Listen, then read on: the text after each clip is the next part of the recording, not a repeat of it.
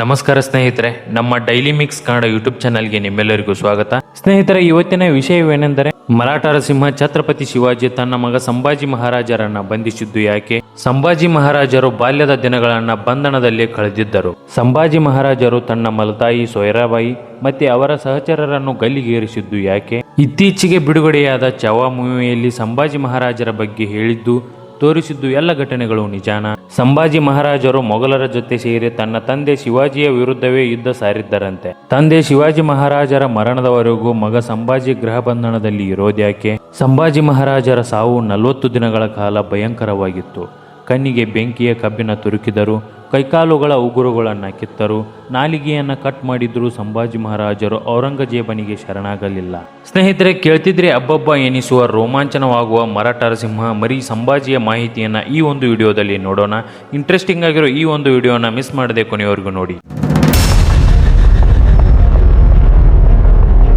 ಸ್ನೇಹಿತರೆ, ಶಿವಾಜಿ ಮಹಾರಾಜರು ಭಾರತ ಕಂಡ ಅಪ್ರತಿಮ ನಾಯಕ. ಶಿವಾಜಿ ಮಹಾರಾಜರು ಬೆಟ್ಟಗಳಲ್ಲಿ ಕೋಟೆಗಳನ್ನು ಕಟ್ಟಿ ವಾಸ ಮಾಡುವುದರಿಂದ ಮೊಘಲರಿಂದ ಬೆಟ್ಟದ ಇಲಿ ಎಂದು ಕರೆಸಿಕೊಂಡರು. ನಂತರ ಅದೇ ಮೊಘಲರನ್ನ ಸಿಂಹದಂತೆ ಕಾಡಿದ್ದರು ಶಿವಾಜಿ ಮಹಾರಾಜರು. ಇದು ತಂದೆಯನ್ನೇ ಮೀರಿಸೋ ಹಿಂದೂವಾದಿಯ ಕತೆ. ಸ್ನೇಹಿತರೆ, ಇಂತಹ ಸಂಭಾಜಿ ಹುಟ್ಟಿದ್ದು ಮೇ 14, 1657ರಲ್ಲಿ.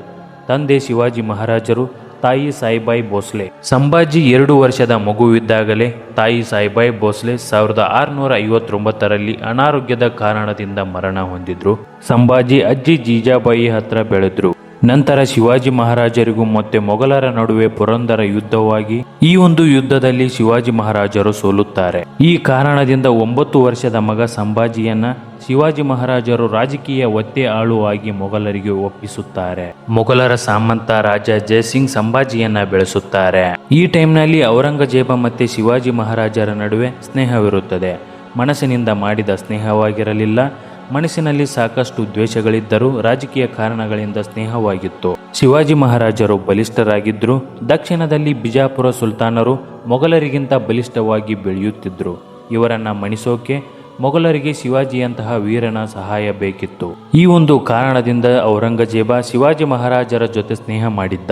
ಮತ್ತೆ ಶಿವಾಜಿ ಮಹಾರಾಜರು ಮೊಘಲರಿಗೆ ಕಪ್ಪವನ್ನ ಕೂಡ ಕೊಡ್ತಾ ಇದ್ರು. ಅಂದ್ರೆ ಈಗ ತೆರಿಗೆ ಅಂತಾರೆ.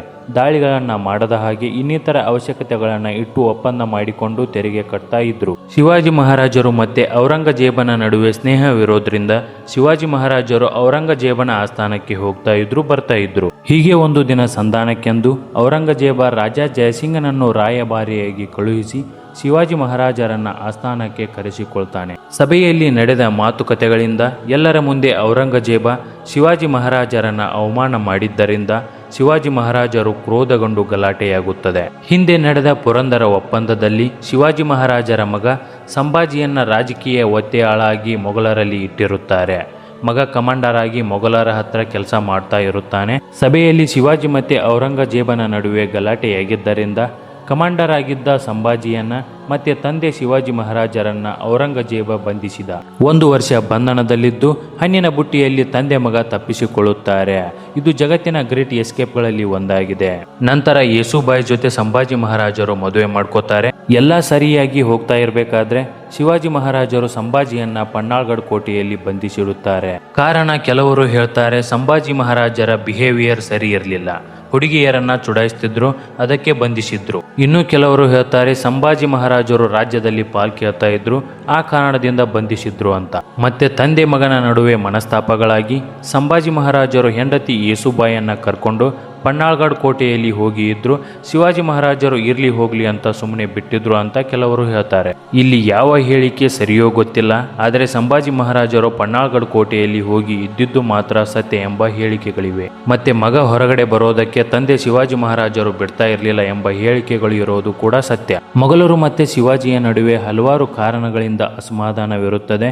ಹೀಗಾಗಿ ಸಂಭಾಜಿ ಮಹಾರಾಜರು ಮೊಘಲರ ಕಮಾಂಡರ್ ದಿಲೇರ್ ಖಾನ್ಗೆ ಪತ್ರ ಬರೆದು ಪನ್ನಾಳ್ಗಢ ಕೋಟೆಯಿಂದ ಎಸ್ಕೇಪ್ ಆಗಿ ಮೊಘಲರನ್ನ ಸೇರ್ಕೋತಾರೆ. ಇದಕ್ಕೂ ಕೂಡ ಹಲವಾರು ಹೇಳಿಕೆಗಳಿವೆ. ಮೊಘಲರು ಸಂಭಾಜಿಯನ್ನ ಕಿಡ್ನಾಪ್ ಮಾಡಿದ್ದರೆಂದು ಮಗ ಸಂಭಾಜಿ ತಂದೆ ಶಿವಾಜಿಗೆ ಪತ್ರ ಬರೆದಿದ್ದರಂತೆ. ಮತ್ತೆ ಕೆಲವರು ಹೇಳ್ತಾರೆ ಮೊಘಲರು ಶಿವಾಜಿಯನ್ನ ಹಿಡಿಯೋಕೆ ಮೊಘಲರನ್ನ ಸೇರಿಕೊಂಡಿದ್ದ ಸಂಭಾಜಿಯ ಹತ್ರ ಕಿಡ್ನಾಪ್ ಆಗಿದ್ದೇನೆಂದು ಸುಳ್ಳು ಪತ್ರ ಬರೆಸಿದ್ದರಂತೆ. ಏನೇ ಆಗಲಿ ಶಿವಾಜಿ ಮಹಾರಾಜರು ಮಗನನ್ನ ಬಿಡಿಸಲು ಹೋಗಿದ್ದು ಮತ್ತೆ ಅವರ ಸೈನ್ಯವನ್ನ ನೋಡಿ ಹಿಂದಿರುಗಿ ಬಂದಿದ್ದು ಕೂಡ ಸತ್ಯ ಎಂಬ ಹೇಳಿಕೆಗಳಿವೆ. ಮತ್ತೆ ಸಂಭಾಜಿ ಮೊಘಲರ ಹತ್ತಿರ ಇರೋದು ಔರಂಗಜೇಬನಿಗೆ ಅನುಮಾನ ಉಂಟು ಮಾಡುತ್ತದೆ.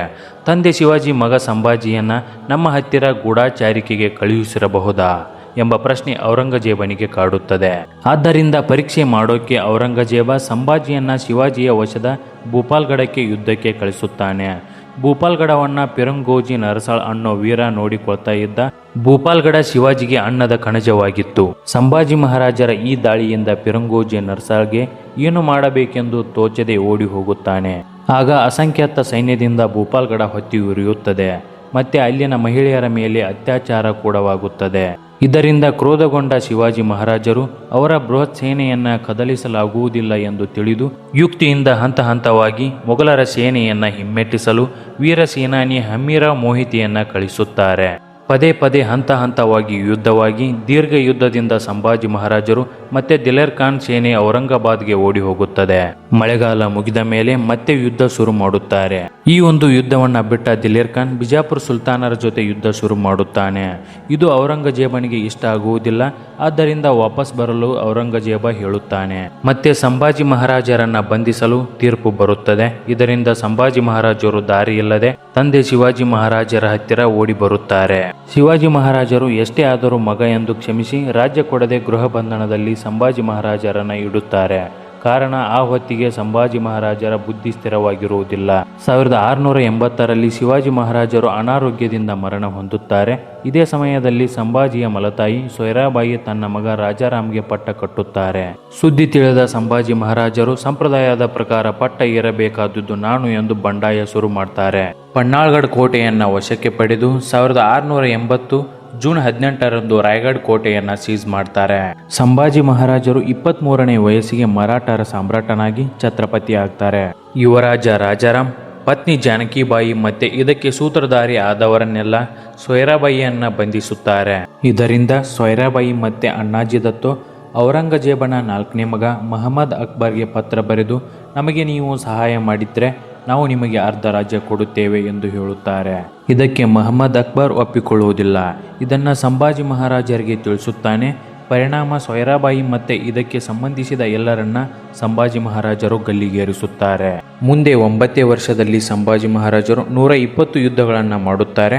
ಮೊಘಲರ ಇವತ್ತಿನ ಮಧ್ಯಪ್ರದೇಶದಲ್ಲಿರುವ ಬುರ್ಹಾನ್ ಮೇಲೂ ದಾಳಿ ಮಾಡುತ್ತಾರೆ. ಇವರಿಗೆ ತಂದೆ ಶಿವಾಜಿಯ ಜೊತೆಗಿದ್ದ ಹಂಬೀರಾ ಮೋಹಿತೆ ಮತ್ತೆ ಕವಿ ಕಳಶ ಸಹಾಯ ಮಾಡುತ್ತಾರೆ. ಮೊಘಲರ ಕೋಟೆಗಳ ಮೇಲಿನ ದಾಳಿಯಲ್ಲಿ ಅಪಾರ ಪ್ರಮಾಣದ ಸಂಪತ್ತು ಸಿಗುತ್ತದೆ. ರಾಮ್ಸಜ್ ಕೋಟೆಯನ್ನು ಮೊಘಲರಿಂದ ವಶಕ್ಕೆ ತಗೋತಾರೆ. ಈ ಸಮಯದಲ್ಲಿ ಔರಂಗಜೇಬ ಸಂಭಾಜಿಯನ್ನು ತಡೆಯೋಕೆ ಸಾಕಷ್ಟು ಪ್ರಯತ್ನಗಳನ್ನು ಮಾಡ್ತಾನೆ.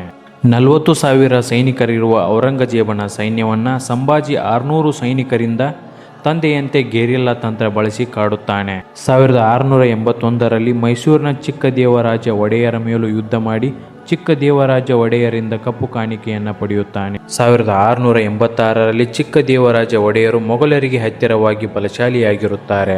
1683 ಮತ್ತು 1684ರ ಹೊತ್ತಿಗೆ ಸಂಭಾಜಿ ಮಹಾರಾಜರು 11,000 ಕಾಲ್ದಳ 6,000 ಅಶ್ವದಳದೊಂದಿಗೆ ಗೋವಾದ ಪೋರ್ಚುಗೀಸರನ್ನ ಮುತ್ತಿಗೆ ಹಾಕಿ ಸೋಲಿಸುತ್ತಾರೆ. ಸಂಭಾಜಿ ಮಹಾರಾಜರು ತಂದೆ ಶಿವಾಜಿಯವರ ರಾಜ್ಯವನ್ನು ಸಣ್ಣ ಸೈನ್ಯದಿಂದಲೇ ವಿಸ್ತರಿಸುತ್ತಾ ಹೋಗುತ್ತಾರೆ.